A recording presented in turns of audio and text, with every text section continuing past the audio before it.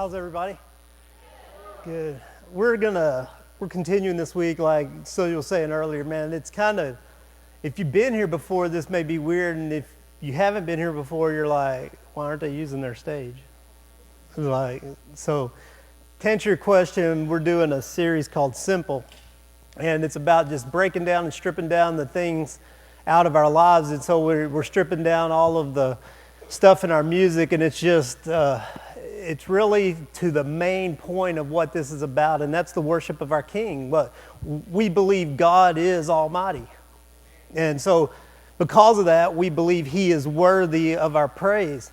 And so hopefully maybe you can hear more words, or maybe you can sense more of the rawness and the realness of who God is through this stripped down kind of setup we've got going on right now. So it'll be like this probably maybe another couple of weeks. I don't know. We'll see. We'll see how it goes, right? Y'all like it?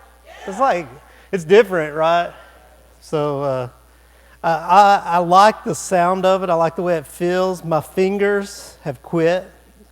Like they just said, no more acoustic. I'm done with you. And it's really hard to play an acoustic guitar. So I think I've got nerve damage in my fingertips. So shouldn't be doing that too often, but oh well. Around the first of the year, man, I just got on this kick, like I'm getting rid of everything. Like I was so sick of clutter. We moved in our house about 6 years ago.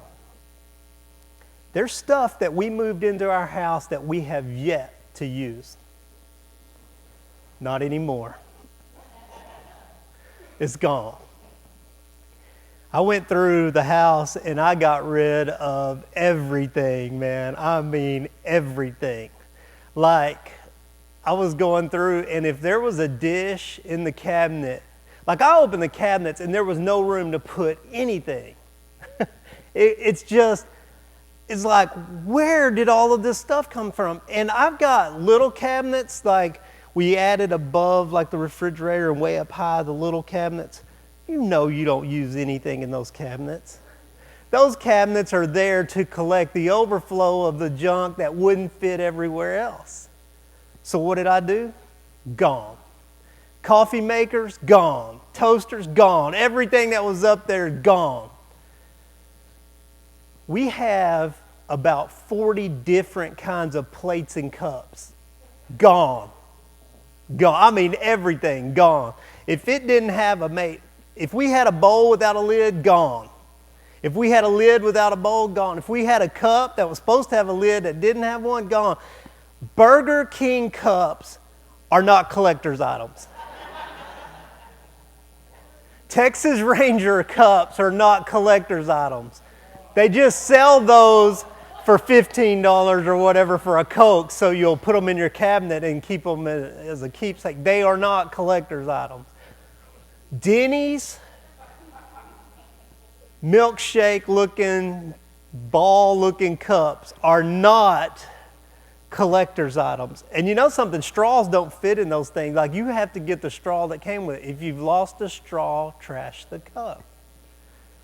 Trash. So I throw out everything, man. I'm going through the house and I'm like, why is that sitting there? Trash. Like everything, man. I mean, I'm clearing it out.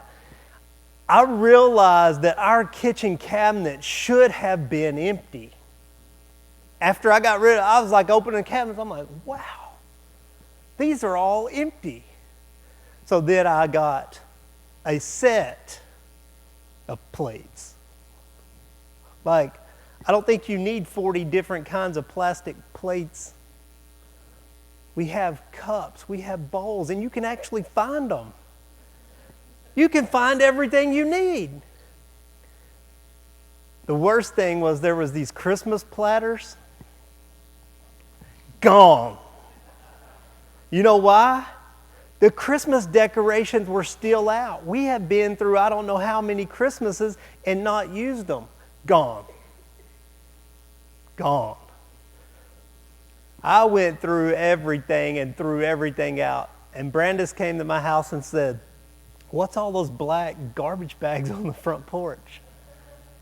I mean, I went to Walmart before I started and bought the industrial size, huge trash bags, and they were all stuffed full of stuff. Junk that has not been used in over 6 years. That was cluttering up my life because when I wanted to empty the dishwasher, I didn't have a place to put stuff. That's frustrating. That's why nobody wants to empty the dishwasher. It's hard to put the dishes away. When you got a place to put them, it's no big deal. Open the cabinet, bare. Put stuff in it. It's not hard. A few years ago, or not even last year, about the same time, I went through my clothes, and I'm like, I've got clothes that I have maybe never put on, and they're hanging in my closet. Now, when we built our house, I got this closet, and I got this side, and it had a top and a bottom and shelves. And then Celia got this side, and it had top, bottom shelves. Now I've got top. That's it. Like this much room. Like I've got 2 feet of closet rod. That's my living quarters. That's my space, right? But what I realize is, like, y'all see me I wear like 4 shirts. I don't know, like, I mean, how much clothes do you really need? And I'd go through and I was like, oh, those are good work shirts. I started realizing, man, I got like 50 work shirts and I'm not planning on working. I'm like, why am I keeping this stuff? I mean, garbage bags full of stuff. And I know that a lot of you guys are like Greenpeace people are like, why didn't you just take it to Goodwill? Man, you didn't want that stuff. Like Goodwill be like, no thanks, we're good. You know, homeless people reject these clothes. They're like, no way, man, I'm not wearing that. So I throw this stuff out, and it's amazing how much less space you can live in. And it's like when you get clothes out of the dryer, the reason you don't want to pull clothes out, you don't have a place to put them. Like the reason we don't want to fold clothes and put them away is there's no place to put them. You open the drawers in there, stuff, and you're like, man, I can stuff some more in there. And then you get those shirts that are on the bottom. And one day you're digging for the shirt that you wear every day, because why we do that, like it just happens to get all the way to the bottom. No way. It's not in there. If you open it and it's not on top, it's not in there. But we dig anyway. We dig through and we find this shirt at the bottom. You're like, man, I hadn't seen that shirt in 15 years. Oh yeah, I remember, I don't like it. We put it back in. Like, why don't we put it back in? It's amazing how much clutter we keep in our lives. So I want to talk today about clutter. I have this theory, and I have a lot of theories, but I have this theory that the clutter in our life is keeping us from what we should be living in. The clutter in our life is preventing us from moving to where God had planned on us to be and where our desires of our heart are pulling us to. It's the clutter that's stopping us. It's messing up everything. It's why we can't move on and let go of the past and move into the present and have a future, because we're hanging on to so much clutter. I understand moms, especially first-time moms. I understand their sentimental things.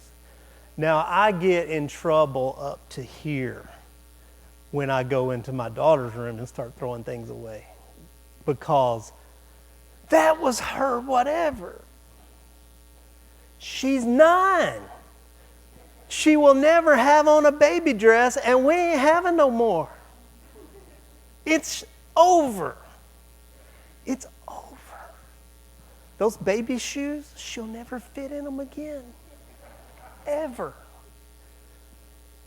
The crib that you're paying for storage, by the time your kids have kids, you could have bought a brand new one and they're not going to like it anyway. But we pay for storage for our stuff because we can't fit it in our space. We get so much clutter.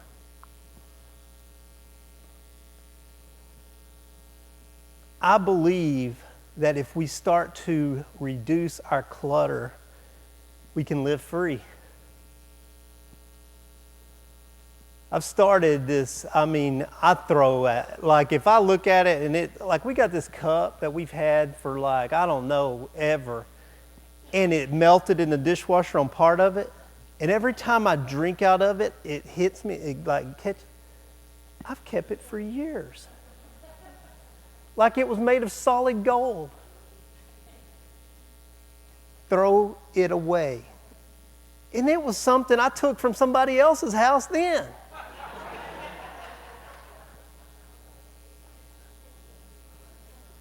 We all do it though, don't we? We all have stuff and we look at it all the time. We got this spoon. Y'all know the spoon. Like we got this spoon in our house that got down in the garbage disposal. That's all chewed up on the edges. And man, when you try to eat with that thing, it's like pulling, it's like catfishing. It's got you, man. It's like barbs. We still got it. And we still got it. We can fix that. That's good still.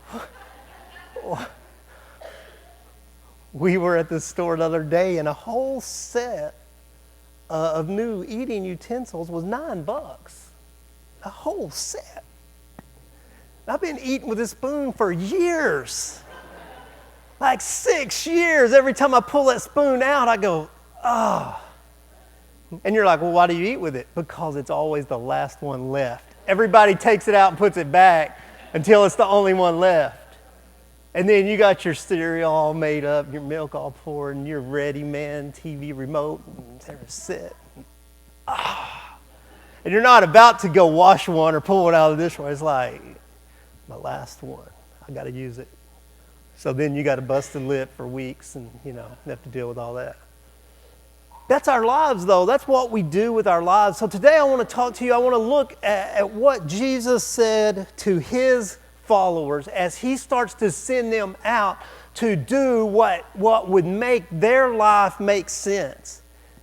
And this is in all the Gospels. I'm just going to grab the one out of Luke chapter 9. I'm in an English Standard Version of the Bible today.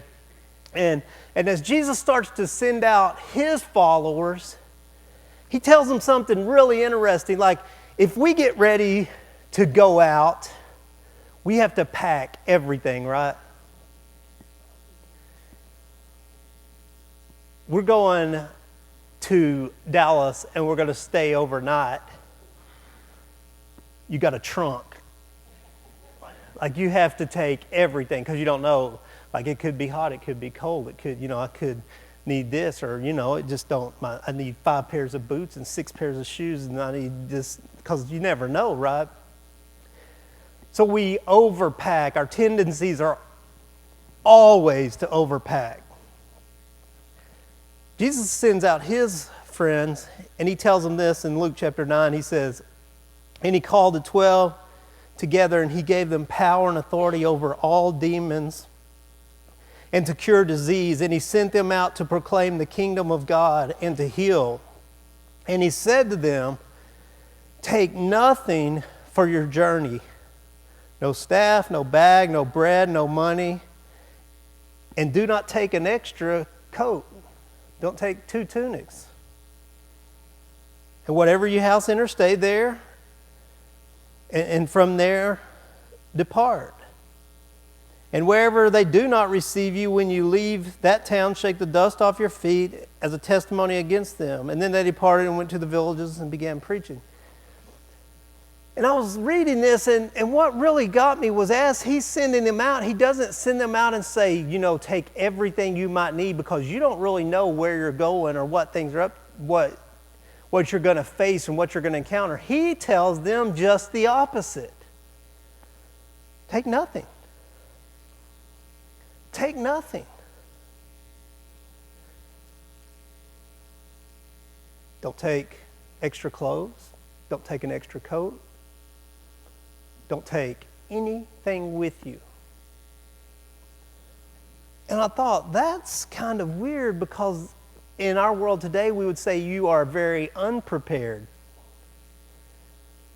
But for them, it was the exact opposite, which Jesus did a lot. It was preparation. It was being extremely prepared to take nothing. Pack light and live light, because you don't know what you're going to face. You don't know what you're going to need, what you're going to run into, what situations or circumstances are going to come along. And God, who is sending you, will provide everything you need. Everything. But we have this idea that we're on our own and we have to take care of ourselves. But I started thinking about life and what we do and what it costs us. See, we may start out in our lives and we may start out in a very humble place. We drive an old, worn out, broke down car, and we live in an old, worn out, broke down house. And this is the way life is. But then as we begin to come into our own, we get new cars, bigger cars, more cars. We get new houses, bigger houses, more houses. We have to, because we got more stuff.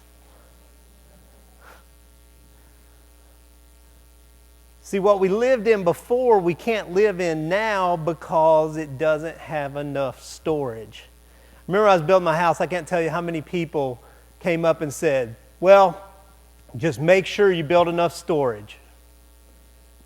You never have too much storage. Yeah, you can. You can have too. If you throw everything away, you won't need any storage. The best storage, big, black, industrial strength trash bags. The best storage place, the dumpster. But that makes some of you guys are panicking while I'm talking about it. You're starting to sweat. You're getting real nervous and real twitchy, and your husband or wife's looking at you, and y'all are like, he won't throw anything away, and man, and that's the way it is. Usually there's one keeper and one thrower outer in every family. And so, you keepers, surrender.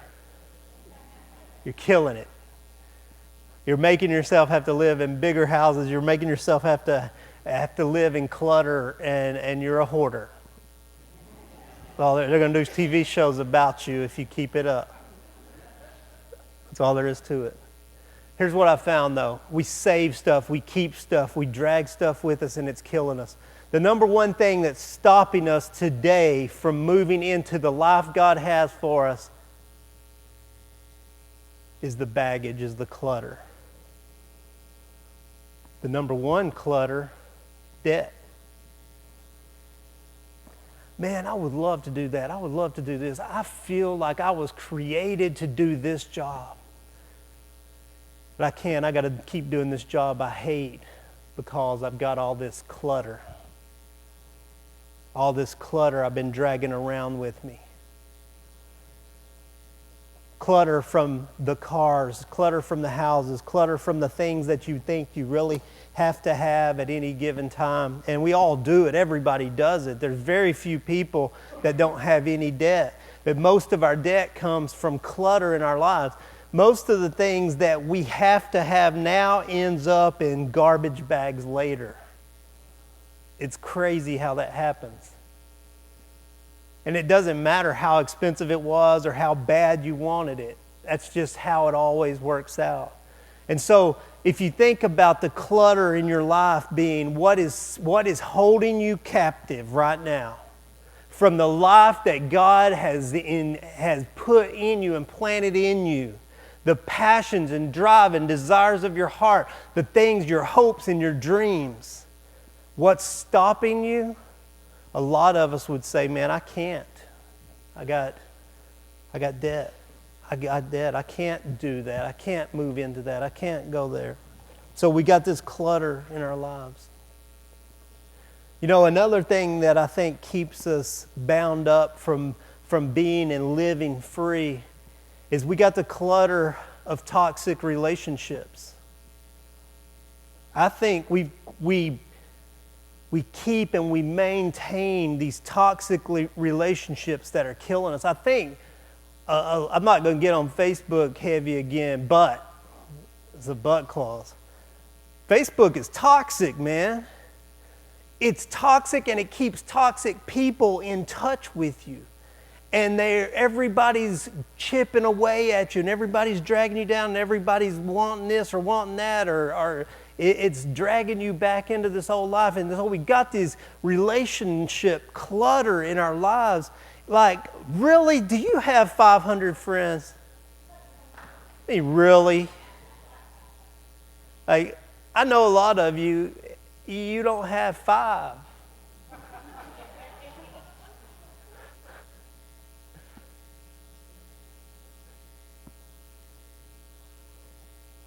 Why not? Get rid of the clutter. How many of you guys are terrified to unfriend somebody on Facebook? It just makes your heart stop. You're too terrified to raise your hand right now and say, I'm terrified. Like, this thing has such control over you. Like, you can't even raise your hand and say, I'm scared to delete people. How many people do you really need to stay in touch with? I think if Facebook was used like it was supposed to be, like it was created to be, like, it'd be great to have Facebook that you just talk to your family and keep up with your family that's moved off, your really close friends that are moved off, people that you can encourage and people that encourage you. But instead, it's clutter. And it's killing us. And it's stealing our freedom and stealing our peace and stealing our lives. Man, some people need to go home today and clean the clutter. Just clear it out. Stop it. Just put a post on Facebook, say, look, man, if I hadn't talked to you in 10 years, you're out. You're dead to me. No, don't say that. No, because people will get weird on you. No, I'm not saying create enemies. Maybe just explain to them that, hey, I'm cleaning up the clutter in my life, and man, this Facebook is out of control. I don't even know half my friends. I figured out one time I was going through Facebook, and I'm like, why do I keep getting these posts from these people? And I was friends with them. I'm like, I don't even know who they are, so I'm like Googling them to figure out they don't even live around here, and they're bringing me down. You don't have to put up with that. I added you, and I can delete you. That's all you got to tell them. I added you, you're bringing me down, I will delete you. It's clutter, though. It's clutter in our lives. We have so much past in our lives that has cluttered our lives. It's cluttered our thoughts. It's cluttered our emotions. Man, we have hurts and wounds and addictions and things that, guys, these are things that are cluttering our lives, that are keeping us from where God wants us.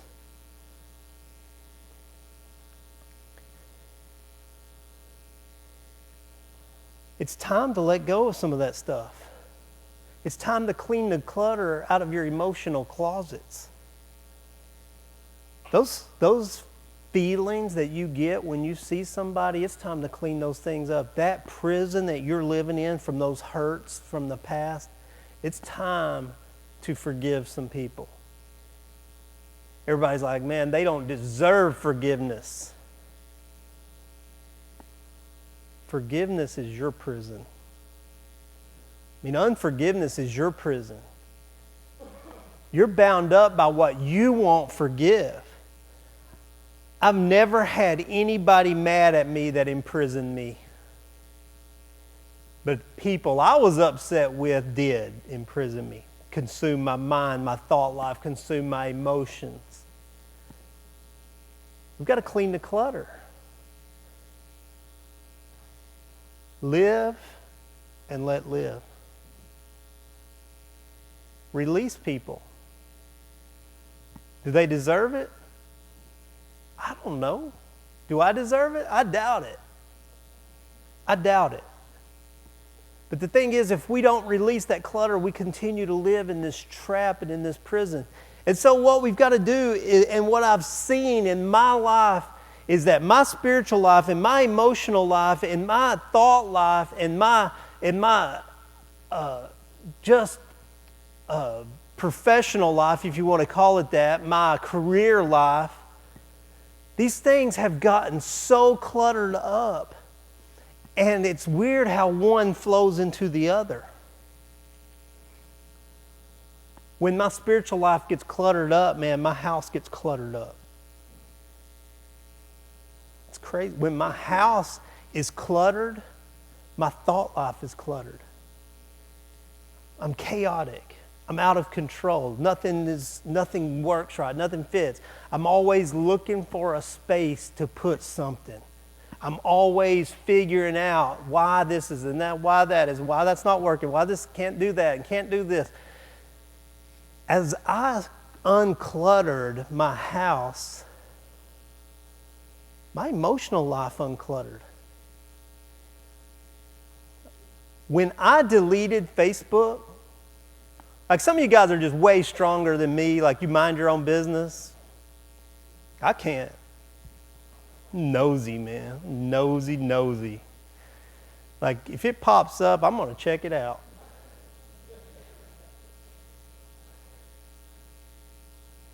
Delete profile. Are you sure? That's on Facebook. Are you sure? They freak out. You can always come back. Please tell us why you're leaving us.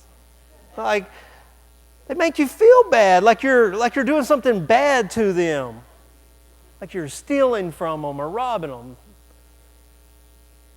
Man, I deleted my Facebook account. I uncluttered my house. And all of a sudden, I start to get this freedom feeling. Me and Celia started working several years ago on our debt.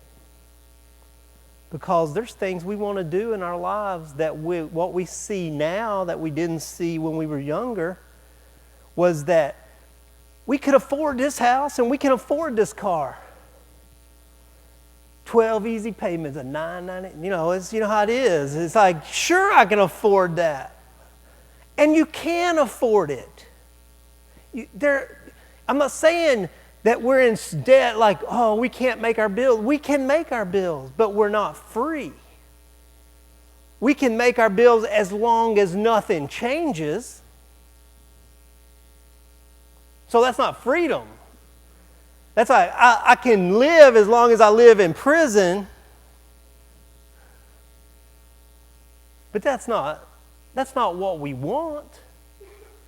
So we started working to eliminate our prison.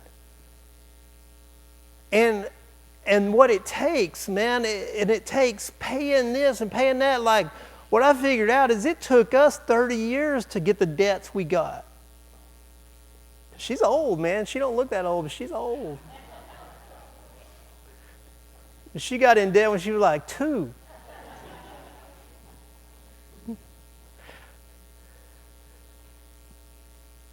You didn't get in debt overnight. And you're not going to get out overnight. But if you don't start working on it, if we don't start taking strides, if we don't stop the bleeding, if we keep making the same choices and the same decisions based on the same thing, we ask the wrong question. We go to look at a house or a car and it's like, we can afford this. And that's the question we have. Can I afford this? That's the wrong question. The question we should ask is, do I really need this? Is this going to be the best thing for me given where I want to be in the future? Not can I afford this, but should I? Should I buy this house, this bigger house? Why am I buying? Here's what I've found, man. I see this all the time. People, man, they struggle. I'm working. I start at the bottom and I start working. I work my way up. And then I got kids. And I got 2 kids. And I got a wife. And then I got a second wife and third wife. No, I'm just It's like, but you got like 2 kids, and then you're like, kids are getting older. And let me tell you this, when kids get older, they get more expensive. Testify anybody. Like you're like, oh no, man, I have to buy so much. I can't wait till they get out of diapers. And cars are more than diapers. Insurance is more than diapers. It's more than diapers. The older they get, the more they cost. It's proportional to size. It's directly proportional to size. They start out this big, little money, and as they grow. But here's what happens. People keep up with their lives. Can we afford that? Yeah, let's do it. We can get the bigger house, bigger car. What happens though, those kids are leaving. They're leaving. They should be leaving. Eventually they're leaving. Someday they're leaving. And guess who gets to keep all the debt? They don't take it with them. My mom and dad still got mine.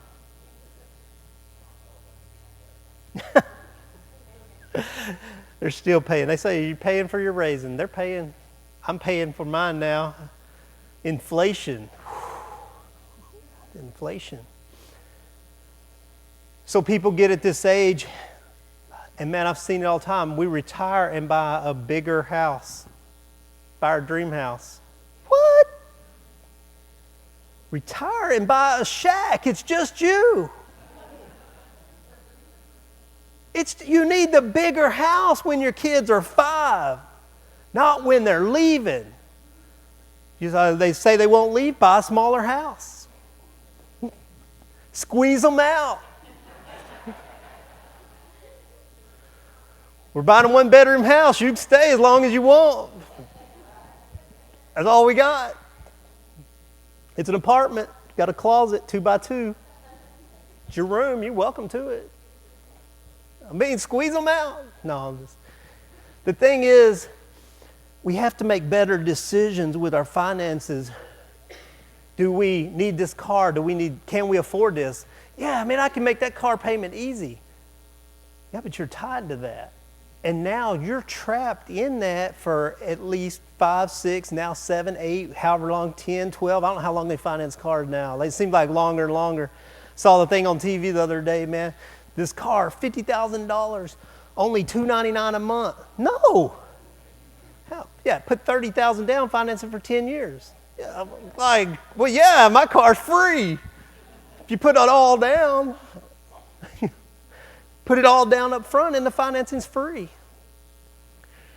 The thing is, if we don't stop our trends and our way we're spending our money, then we're going to keep the bleeding. If we don't let off and start paying down our debts, we're never going to be set free. We're never going to be able to do the things we want to do. What do you dream about? Man, Todd, if I could do anything, it would be this. The only thing is that pays 1/4 of what I make right now. So you rather live in prison and hate what you do than live on 1/4 of that. And that's the choices people make all the time. And most people will choose prison over living on less. And it's your business. You can do whatever you want to. I'm not saying you have to, but I'm saying if we will reduce the clutter in our lives, the clutter of debt, the clutter of credit cards, the clutter of overspending, the clutter of stuff and keeping things around us that we won't need, the bigger house with a storage building bigger than our house. You know, that happens. My mom and dad had that argument for years. Like, why did we build a storage building 2,000 square foot bigger than our house? It's not that big. I want you to live free. You guys, man, you guys that are young and starting out, don't give in to the ads. You can afford this. We'll make it where you can afford it.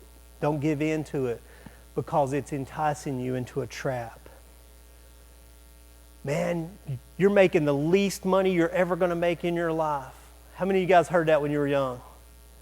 Like, as you get older, man, you're going to just make more money. So if you can afford it now, then you're going to have all this extra money later. That's heard it my whole life. That's a lie, man. That's a lie. You know, let me tell you a fact. That the average household income today is $4,000 a year lower than it was in 1999. You're not making the most you're ever going to make in your life. You can't bank on everything going up. Eventually, something's going to break. And when it breaks, those who are in prison get broke with it. But if we learn to live free and we learn to declutter our lives and we learn to let go of those things that are killing us, that are keeping us trapped, those toxic relationships, Facebook, those debts that we keep building up on, just the pots and pans that you don't use,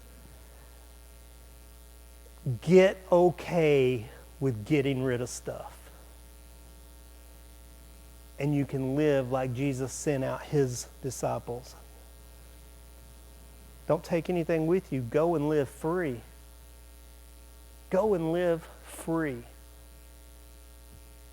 Man, I don't want to work here anymore. I want to move to Chicago. Bam, I'm out of here. Why? I'm not in prison. I can start over any day I want to. Isn't that how we should live? Isn't that how we want to live? Man, I feel like God wants me to go build a house in a hole in the desert. Good luck. We'll see you later. Man, I mean, I hear all these guys all the time talking about their fantasies. If I could, I wish I could. And it's sad because don't the years just pass? Like fast. So here's my word for you. Start today. You've got to do something today.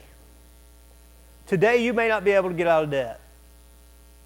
You may not be able to move. You may not be able to walk into and quit your job and start doing what you really love to do. You may not be able to today. But today you can dump Facebook. Oh God, somebody just had a heart attack. They're like, woo, the ambulance is coming. Like today you can dump Facebook. Today you can go to Walmart. They sell them 24 hours a day. Big black trash bags. Today you can go home and take your 20 feet of closet rods and reduce it to 2 feet. Today you can go in your kitchen and figure out we do have cabinet space. Today you can do that. I'm going to tell you one story because I have to.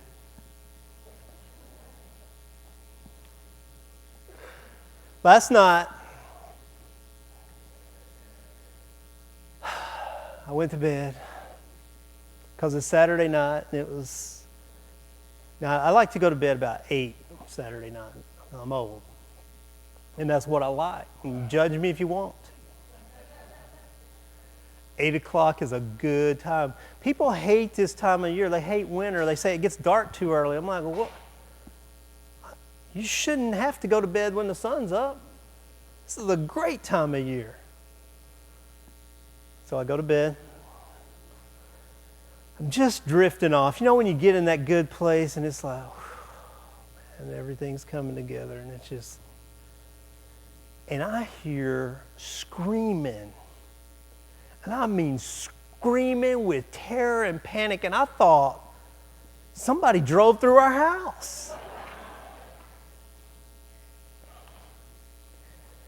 Well, I was tired yesterday when I came in, so we just went to town and got some hot wings and from Pizza Hut. Now, everybody ever have hot wings from Pizza Hut? They come in this nice, cool, full thing that, man, just, keeps them warm and hot. And I didn't eat all of them, so they were there. And my daughter got hungry after I went to bed. And so she takes the hot wings and sticks them in the microwave. Now, if you've never put full in the microwave, go home and try that one. No, don't do that. Do not go home and try that one. My microwave is built in and mounted in the cabinet, right? And I go in there, and they are screaming and jumping up and down, and Ella is freaking out. And Justice is going, oh my gosh, oh my gosh, oh my gosh. She's just running around, and she's probably texting everybody, because that's when you panic and communicate, you got to.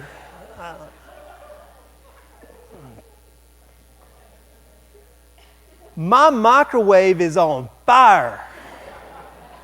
And I don't mean like, oh, there was a little smoke and a fuse. I'm talking it was flaming out from under the cabinet. Full-blown fire in my house. And they're running around, and Ella's going, ah! And Justice is going, oh my gosh, and she's just pacing.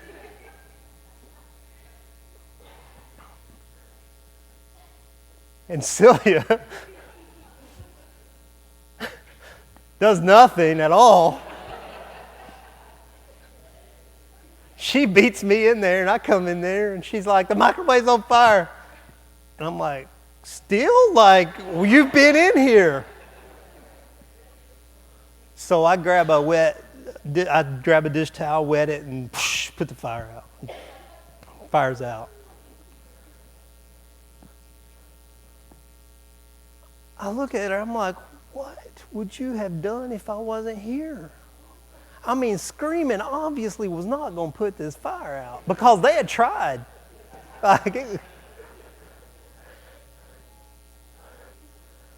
Celia said, I panicked.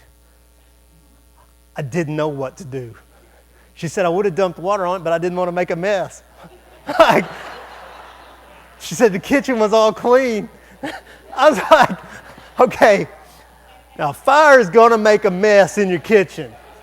All right, that's just the way it is. I didn't want to make a mess.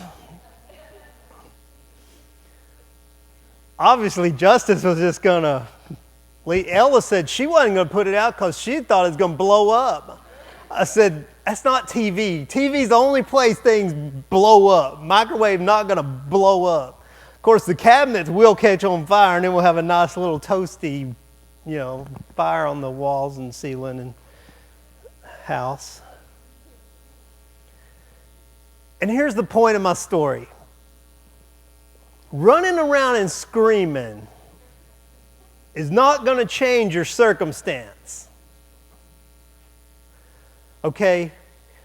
You're going to have to actually do something to put that fire out. Texting people, screaming, yelling, not wanting to mess up your nice clean kitchen. That's all great. But your life is going to burn down around you.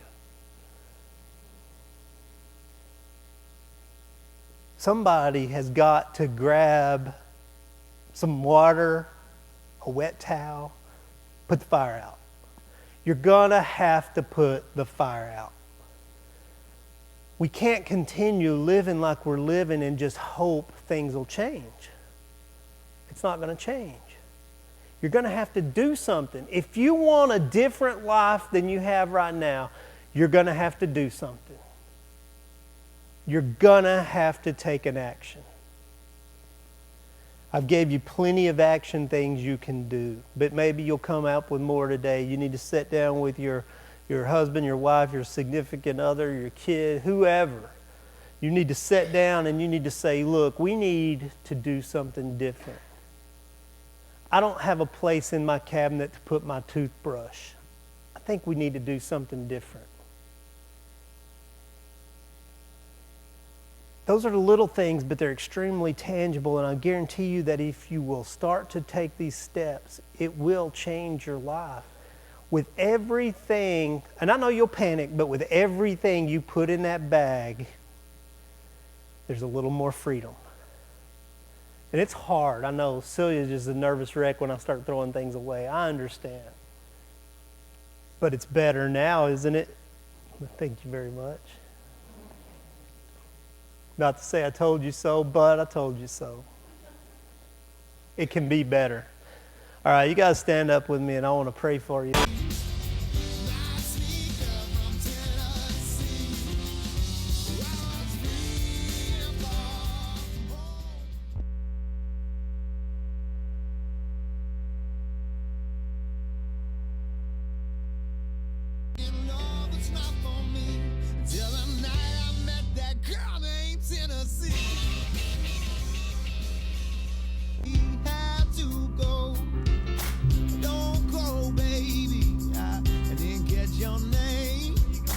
She said, "Don't."